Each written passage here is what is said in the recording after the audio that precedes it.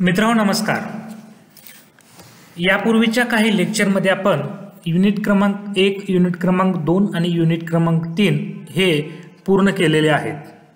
तर मित्रहो, आज आपण युनिट क्रमांक 4 आपला जो अभ्यासक्रमाला आहे त्या युनिट क्रमांक 4 ला सुरुवात करत आहोत।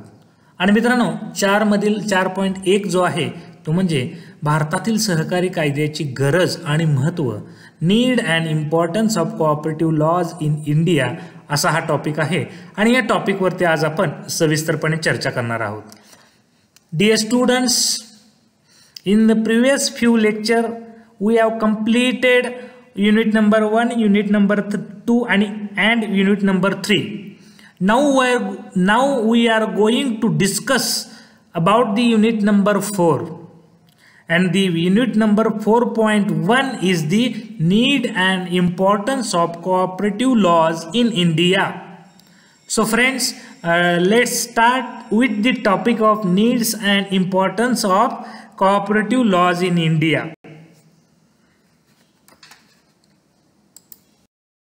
Dear students, this lecture is divided into 3 sub-points. First is the introduction of cooperative laws in India. Second is the need and importance of cooperative laws in India. And third is the conclusion and summary of the lecture. मित्रहो, आजचं जे हे lecture आहे ते एकूण 3 विभागामध्ये विभागलेलं आपल्याला पाहायला मिळतं। आणि यातील पहिला जो विभाग आहे तो म्हणजे भारतातील सहकारी कायद्यांची गरज याची प्रस्तावना, आणि यानंतर दुसरा विभाग जो आहे त्यामध्ये भारतातील सहकारी कायद्यांची गरज आणि त्याचे महत्त्व काय आहे हे आपण विविध मुद्द्यांच्या आधारे पाहणार आहोत। आणि यानंतरचा जो शेवटचा पार्ट आहे तो म्हणजे निष्कर्ष आणि सारांश। आजच्या लेक्चरचा जो निष्कर्ष काय आहे आणि सारांश काय आहे तो आपण थोडक्यात आपण लेक्चरच्या शेवटी पाहणार आहोत। तर मित्रहो, आज आपण आजच्या या आपल्या लेक्चरच्या पहिल्या भागाला सुरुवात करतोय आणि यामध्ये आपण पाहणार आहोत भारतातील सहकारी कायद्याची काय गरज होती आणि या कायद्यांचं महत्त्व भारतातील सहकारी संस्थांच्या कायद्यामध्ये काय होतं यावर आपण आज भाष्य करणार आहोत। मित्रांनो, कोणत्याही देशाच्या अर्थव्यवस्थेमध्ये विविध प्रकारच्या वित्तीय सेवा सुविधा देणाऱ्या बँका तसेच सहकारी बँका ह्या अत्यंत महत्त्वाची भूमिका पार पाडत असतात। आणि या बँकिंग संस्था अर्थव्यवस्थेतील शेती उद्योग, व्यापार व सेवा क्षेत्रातील वेगवेगळ्या घटकांचा विविध प्रकारच्या वित्तीय सेवा सुविधा देण्याबरोबरच त्यांच्याकरिता असणारा कर्ज पुरवठा, वित्तीय मार्गदर्शन, भांडवलाची निर्मिती करणे, भांडवलाचा पुरवठा करणे यासारख्या विविध जबाबदाऱ्या त्या पार पाडत असतात। आणि ही जबाबदारी पार पाडत असताना आणि याचबरोबर या बँका सहकारी संस्था व्यवस्थित आणि सुनियोजित पद्धतीने संयोजन करण्याकरता, व्यवस्थापनेकरता तसेच या संस्थांना विविध सेवा आणि विविध नियम पद्धती विविध पद्धतीने विधिग्राह्य पद्धतीने ग्राहकापर्यंत पोहोचवण्याच्या करिता कायदेशीर तरतुदीची आवश्यकता असते। आणि अशा तरतुदी प्रामुख्याने सहकारी बँकिंग कायदे आणि बँकिंगशी निगडीत असणाऱ्या विविध प्रकारच्या कायद्याद्वारे केली जात असते। आणि हे कायदे करणे या पाठीमागे सर्वात महत्त्वाचा उद्देश असतो। आणि बँकिंग व्यवसायामध्ये वैधानिक तसेच बँकिंग संस्थांच्या कार्यपद्धतीमध्ये नीटनेटकेपणा निर्माण करणे हा या कायद्यामागील प्रमुख हेतू असतो। प्रस्तुत प्रकरणामध्ये मित्रांनो आपण प्रस्तुत जे आपलं हे लेक्चर आहे या लेक्चरमध्ये सहकारी संस्थांच्या जे कायदे आहेत, सहकारी संस्थांचे जे कायदे आहेत या कायद्याची आवश्यकता, त्यांची गरज आणि त्यांचे महत्त्व यावर आज आपण सविस्तरपणे भाष्य करणार आहोत। मित्रांनो,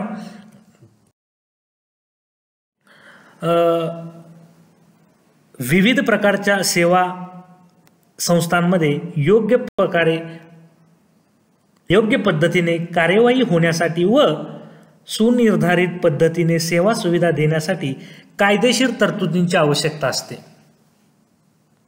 आणि सहकारी बँकिंग संस्था देखील अर्थव्यवस्थेतील एक महत्त्वपूर्ण व्यावसायिक संस्था म्हणून आपल्याला उदयास आलेल्या पाहायला मिळतात. विविध प्रकारच्या घटकांना विविध प्रकारच्या सेवा सुविधा देत असतात. अशा सेवा सुविधा देताना सेवा सुविधा संघटन व व्यवस्थापन याबाबतची कायदेशीर तरतूद निर्माण करण्याकरता बँकिंग क्षेत्राशी संबंधित कायद्याची आवश्यकता असते आणि आपल्याला त्याची गरज, त्याचे महत्त्व काय आहे, आपण हे वेगवेगळ्या मुद्द्याच्या माध्यमातून अभ्यासणार आहोत. यातील पहिलं महत्त्वाचा जो पॉईंट्स आहे तो पॉईंट्स म्हणजे बँकिंग व्यवसायाची व्याख्या करण्याकरता सहकारी कायद्यांची गरज किंवा आवश्यकता असल्याचे आपल्याला पाहायला मिळते. मित्रांनो, सहकारी बँकिंग हा एक अतिशय महत्त्वाचा व्यवसाय असून या व्यवसायाची वैधानिक म्हणजे कायदेशीर दृष्ट्या योग्य ती व्याख्या करण्याकरिता या भारतातील सहकारी संस्था कायदा आहे, या कायद्याची आवश्यकता आहे. कारण बँकिंग संस्थांच्या माध्यमातून विविध प्रकारच्या ग्राहकांना द्यावयाच्या सेवा सुविधा नेमक्या कोणत्या असाव्यात, त्याचं स्वरूप काय असेल याबाबत कायदेशीर स्वरूप तयार करण्याकरिता किंवा त्याचे स्वरूप निर्धारित करण्याकरिता त्याबाबतच्या कायदेशीर तरतुदी आवश्यकता असते. अशा तरतुदी करण्याकरिता बँकिंग कायद्यामध्ये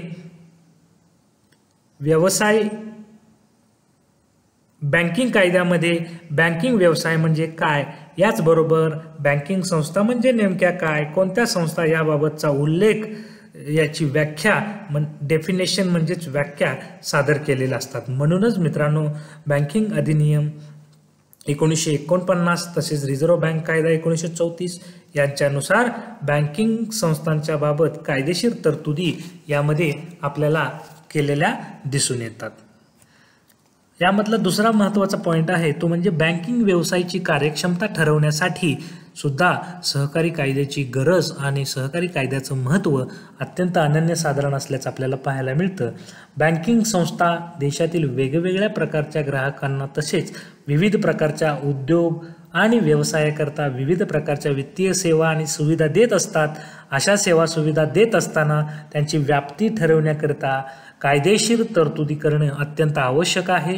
आणि बँकिंग व बँकिंग विषयी कायद्यामध्ये विविध प्रकारच्या बँकिंग सेवा म्हणजे काय, त्यामध्ये समाविष्ट असणाऱ्या विविध प्रकारच्या घटकांचा सुद्धा विचार केला जातो व त्याबाबत कायदेशीर तरतुदी केलेल्या असतात.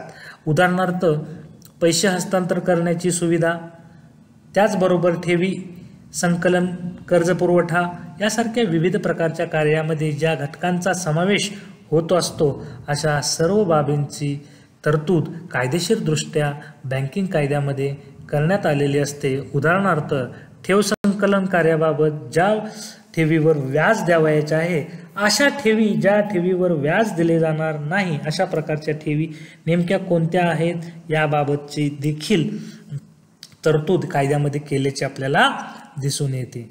त्याचबरोबर कायद्यातील तरतुदीनुसार बँक व्यवसायाचे संचालन करणे, विविध प्रकारच्या सेवा आणि सुविधा ग्राहकांना उपलब्ध करून देणे सहज सोयीस्कररित्या या कायद्यांच्यामुळे ग्राहकांना देखील आपणास अपेक्षित असणाऱ्या सेवा सुविधा वेगवेगळे घटक कोणते आहेत याचे आकलन या कायद्यातील तरतुदीनुसार होत असते. तर मित्रांनो, यावरूनच व्यवसायाची कार्यक्षमता ठरवण्यासाठी कायदेशीर तरतुदीची आवश्यकता असते.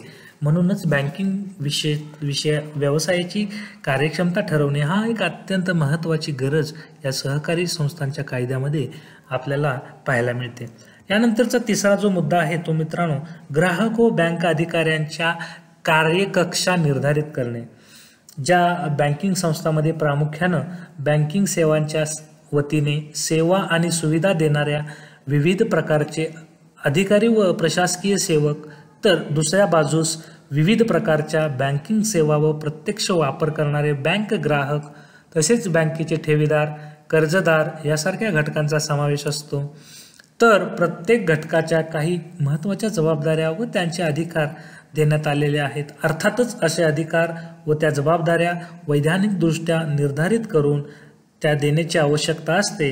त्याकरिता बँकिंग कायदे अत्यंत आवश्यक असतात आणि या कायद्यातील तरतुदीनुसार बँकेच्या ग्राहकांचे विविध प्रकारचे अधिकार किंवा हक्क, त्याचबरोबर विविध प्रकारच्या बँकिंग सेवांचा वापर करत असताना त्यांना ज्या जबाबदाऱ्याचे पालन करणे आवश्यक असते अशा सर्व जबाबदाऱ्यांचा उल्लेख कायदेशीर तरतुदीमध्ये केलेला आपल्याला दिसून येतो. तर दुसऱ्या बाजूस बँकिंग संस्थांच्या वतीने विविध प्रकारच्या बँकिंग व वित्तीय सेवा देणाऱ्या अधिकाऱ्यांचे त्याचबरोबर त्यांच्या जबाबदाऱ्याचे निर्धारण देखील कायद्यामध्ये करण्यात आलेले आहे. या कायद्यातील तरतुदीनुसार बँकेचे ग्राहक व सेवा देणारे बँकेचे कर्मचारी यांना आपण यांच्या कार्यकक्षा समजावून घेण्याकरता, त्याचबरोबर आपले हक्क व अधिकार व जबाबदाऱ्या समजून घेण्याकरता कायदेशीर तरतुदी म्हणजेच बँकिंग कायद्याची आवश्यकता असल्याचे आपल्याला दिसून येते. यानंतरचा महत्त्वाचा जो मुद्दा आहे तो म्हणजे मध्यवर्ती बँका व व्यापारी बँका यांचे संबंध निश्चित करणे. भारतासारख्या अर्थव्यवस्थेमध्ये विविध प्रकारच्या बँकिंग संस्थांना परवाना देणे व त्यावरती देखरेख ठेवणे, त्यांचे नियंत्रण करणे ही जबाबदारी प्रामुख्यानं देशातील मध्यवर्ती बँकेची म्हणजेच रिझर्व्ह बँकेची असते. थोडक्यात विविध प्रकारच्या व्यापारी बँका असतील, सहकारी बँका असतील व विविध प्रकारच्या बँकिंग संस्थांच्या मध्यवर्ती बँकांशी संबंध असतो.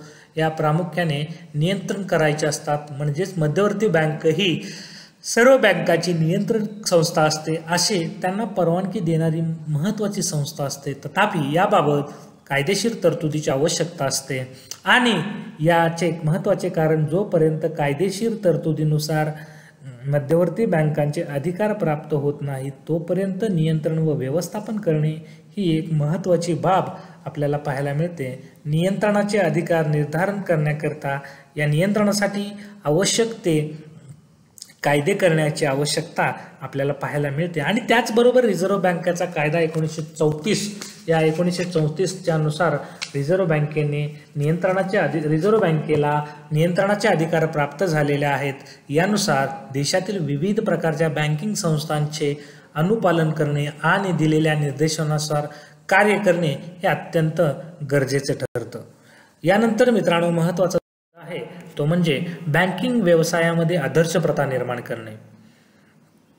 बँकिंग व्यवसाय हा देखील अर्थव्यवस्थेतील व समाज व्यवस्थेतील एक अत्यंत महत्त्वाचा व्यवसाय मानला जातो. कारण देशातील सर्वसामान्य जनताबरोबर देशातील शेतकरी, उद्योजक, व्यापारी व सेवा पुरवठादार विविध प्रकारच्या गरजांची पूर्तता करण्याकरता बँकिंग सेवा सुविधा वापर करत असतात. अर्थात अशा सेवा सुविधा उत्तमरित्या प्राप्त होणे अपेक्षित असते. या सेवा सुविधा उत्तम निर्देशक पद्धतीने करण्याकरता कायदेशीर तरतुदीची आवश्यकता असते. त्याचबरोबर अशा सेवा सुविधा उपलब्ध करून देत असताना त्यामध्ये कोणत्याही प्रकारच्या त्रुटी, फसवणुकीसारखे प्रकार होऊ नयेत याकरिता याबाबतची कायदेशीर तरतुदीची गरज असते. किंबहुना बँकिंग व्यवसायामध्ये विविध सेवा देण्यामध्ये वैधानिकता निर्माण करून त्यामध्ये सेवा देण्याबाबत उत्तम प्रथा निर्माण करण्याची जबाबदारी ही कायद्याची असते. यामुळेच कायद्याची गरज असते. तर कायद्यामध्ये विशिष्ट सेवा कोणत्या पद्धतीने देण्याची आवश्यकता आहे याबाबतचा खुलासा केलेला असतो. यानुसार या सेवा उपलब्ध करून देण्याची गरज असते आणि म्हणून बँकिंग क्षेत्रामध्ये महत्त्वपूर्ण सेवा सुविधा उपलब्ध करून देण्याची कार्यवाही ही निर्धारित केलेली असते. यानंतरचा महत्त्वाचा जो मुद्दा आहे तो म्हणजे चुकीच्या व्यवहारावर प्रतिबंध घालण्याकरिता बँकिंग क्षेत्रातील विविध प्रकारच्या सेवा सुविधा देत असताना संबंध समाजातील वेगवेगळ्या घटकांशी संबंध येतो. यामध्ये प्रामुख्याने शिक्षित घटकाबरोबर अल्पशिक्षित व अशिक्षित घटकांचाही बँकिंग सेवेमध्ये समावेश होत असतो.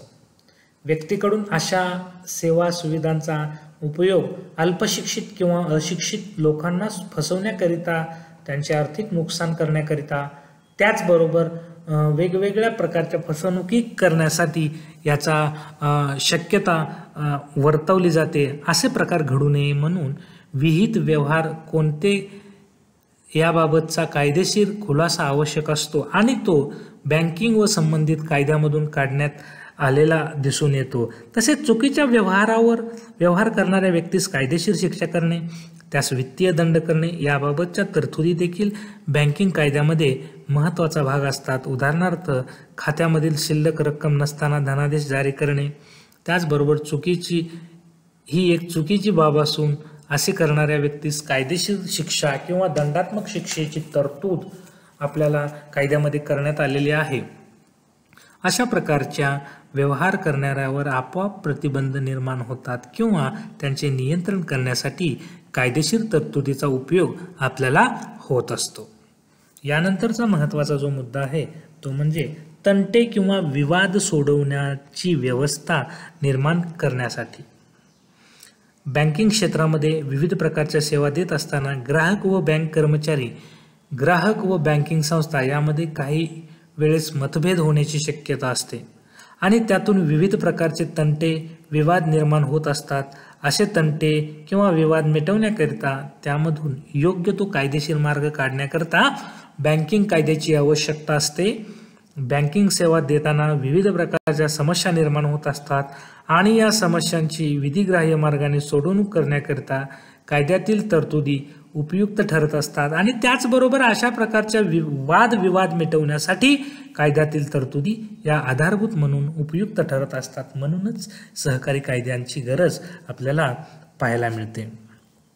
त्याचबरोबर महत्त्वाचा जो मुद्दा आहे तो म्हणजे बँकिंग संस्थांना वैधानिक अधिकार देण्याकरिता सुद्धा सहकारी कायद्यांची आवश्यकता किंवा गरज आपल्याला पाहायला मिळते. देशातील बँकिंग संस्थांनी दिलेल्या विविध प्रकारच्या सेवा सुविधांचा उपयोग सर्वसामान्य नागरिकांना त्याचबरोबर उद्योजक, व्यावसायिक, व्यापारी लोक करत असतात आणि त्यांनी दिलेल्या निधीचे संकलन करणे, यामधून गुंतवणूक करणे, याबरोबरच कर्जपुरवठा करणे अशा विविध प्रकारच्या सेवा बँकाद्वारे दिल्या जात असतात. मात्र या बँकिंग संस्था सर्वसामान्य जनतेसाठी विश्वस्त म्हणून कार्य करत असतात, परंतु त्यांची विश्वासार्हता वाढवण्यासाठी वैधानिक आधार असण्याची गरज आहे आणि याचबरोबर योग्य त्या कायदेशीर तरतुदी निर्माण करण्याची आवश्यकता आहे. अशा कायदेशीर तरतुदीमुळे बँकिंग संस्थांची व त्यांच्याकडून दिली जाणाऱ्या विविध प्रकारची सेवा सुविधा या वैधानिकता वाढवण्यासाठी मदत होत असते आणि बँकिंग संस्थाबाबत कायदेशीर आधार निर्माण झाल्यास त्यांची समाजातील प्रतिमा वाढवण्यासाठी व सुधारण्यासाठी यांचा अत्यंत मोलाचा उपयोग होत असतो. याचबरोबर या महत्त्वाचा पुढचा मुद्दा जो आहे तो म्हणजे बँक ग्राहकांच्या हिताचे संवर्धन करण्याकरिता. बँकिंग व्यवसायामध्ये बँकेचा ग्राहक हा मध्यवर्ती घटक असतो, म्हणजेच तो महत्त्वाचा घटक असतो, कारण बँकेच्या ग्राहकांनी व खातेदारांनी ठेवलेल्या विविध प्रकारच्या ठेवीवर बँकेचा संपूर्ण व्यवसाय चालत असतो. कारण बँकिंग संस्था ह्या ठेवीदार व कर्जदार या दोघांच्या मधील मध्यस्थ म्हणून महत्त्वाची भूमिका पार पाडत असतात. परंतु या ग्राहकाचे हिताचे संवर्धन करण्याकरता अत्यंत महत्त्वाची भूमिका पार पाडत असताना आपल्याला दिसून येतात. म्हणूनच बँकिंग बाबतच्या विविध प्रकारच्या कायद्यामध्ये ग्राहक हित संवर्धनाकरता तरतुदी केलेल्या आपल्याला दिसून येतात.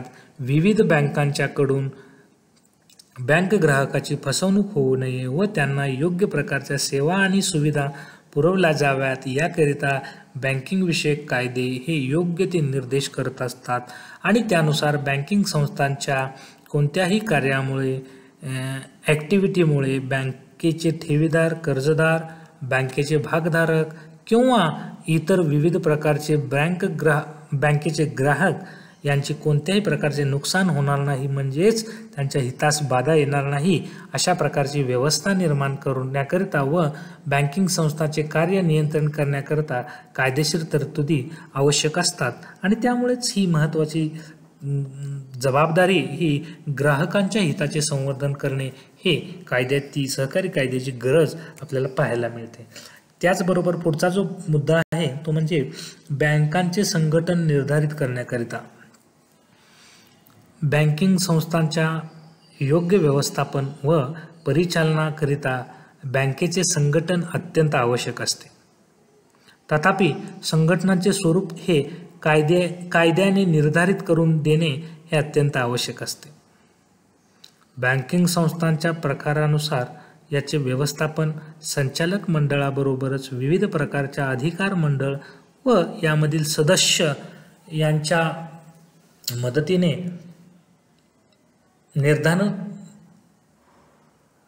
मदतीने विविध प्रकारच्या अधिकार मंडळ व त्यामधील सदस्य याबाबतची निर्धारण वैधानिक दृष्टिकोनातून होणे आवश्यक असते. त्याचबरोबर बँकेचे संघटनामधील विविध प्रकारचे हक्क, अधिकार व त्याचबरोबर त्यांच्या महत्त्वाच्या जबाबदाऱ्या याबाबत स्पष्ट नियमावली व तरतूद करण्याची आवश्यकता असते. अशी तरतूद विधिग्राह्य पद्धतीने निर्धारित करून देण्यासाठी बँकिंग कायद्याची आवश्यकता असते. त्याचबरोबर विविध प्रकारच्या बँकिंग संस्थांच्यामध्ये संघटनाचे स्वरूप निर्धारित करणे ही प्रामुख्याने महत्त्वाची गरज असते आणि याकरता संबंधित संस्थेच्या प्रकारानुसार संगणक निश्चित केले जात असतात. म्हणजेच भारतीय बँकिंगबाबत खाजगी क्षेत्रातील व्यापारी बँकांचे संघटन, राष्ट्रीयकृत व्यापारी बँकांचे संघटन तसेच सहकारी बँकांचे संघटन हे कायद्यानुसार निर्धारित केलेले असतात व त्यानुसार बँकेचे कामकाज हे चालत असते. तर मित्रांनो, अशा प्रकारे आजच्या या लेक्चरमध्ये आपण सहकारी संस्थांच्या कायद्यामधील सहकारी बँकिंग व्यवस्थेमध्ये कायद्याची गरज आणि त्यांचे महत्त्व या विषयावर सविस्तरपणे चर्चा केलेली आहे. तर मित्रहो, आजच्या या लेक्चरमध्ये आपण need and importance of cooperative laws in India याबद्दल सविस्तरपणे चर्चा केलेली आहे आणि सहकारी संस्थांच्या कायद्याची गरज आणि त्याचे महत्त्व हे सहकारी रचनेमध्ये, सहकारी पतरचनेमध्ये, सहकारी पतपुरवठा रचनेमध्ये, भारतीय अर्थव्यवस्थेमध्ये याचे महत्त्व अनन्यसाधारण आहे हे आपल्या आजच्या या लेक्चरमध्ये दिसून येते. मित्रांनो, भारतीय अर्थव्यवस्थेमध्ये सहकारी बँकिंग कायद्याची गरज का आहे, त्याची आवश्यकता काय आहे, त्याचं महत्त्व काय आहे यावर अभ्यास करत असताना आपण विविध मुद्द्यांचा आधार घेतलेला आहे.